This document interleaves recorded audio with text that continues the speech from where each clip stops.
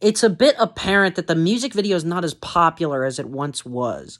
From 1980 to 2019, roughly, the music video was the shit, bro. The music video was the song. They were literally inseparable. Look at Wrecking Ball and Miley being naked, or Baby One More Time and the Schoolgirl, or, Christina Aguilera's Dirty and being half naked in the boxing ring, and Beyonce with her little single ladies dance.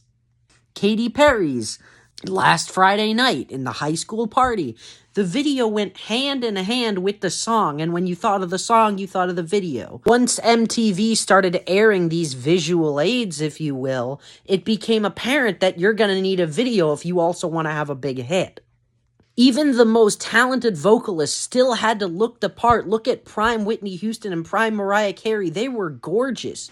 You couldn't just have the musical ability, you had to have the looks too. Or you just had to make a really great video to capture people's attention. That's why Susan Boyle was such a gem when she came out, because it had been decades since a not conventionally attractive woman's music was really, really popular. This is also probably why the VMAs were so big in the late 90s and the 2000s. I mean, Kanye West went up on stage and interrupted Taylor Swift because he was just that adamant that Beyonce's video was better. He was also drunk. Back then, if a song was a big hit on the radio, it wouldn't be but like a couple of days before that video hit 300 million views.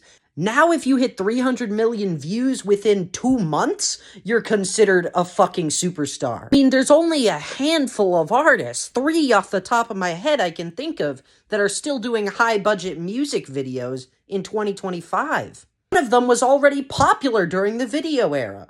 Do I have a problem with this? Actually, no, I don't. While some millennials might be a little upset that we're not getting those Britney and Christina and Eminem era videos, it also helps us enjoy the music as music, because all 3 of those artists make great music that doesn't need a visualizer to go along with it. It's the same for so many other artists in the pop game and just music game in general. That being said, if an artist wants to make a high-budget music video, I fully support it. If Sabrina Carpenter wants to make a little short story or a music video to go along with her song to add a little more taste to it, she can go right ahead. There's nothing wrong with that, and that's cool. That's awesome, in fact. She can do that all she wants. What makes music great? And we need to realize that there are different ways to express music, and some artists differ from others, but in the end, we're all trying to get the same goal, and we all have that passion for music.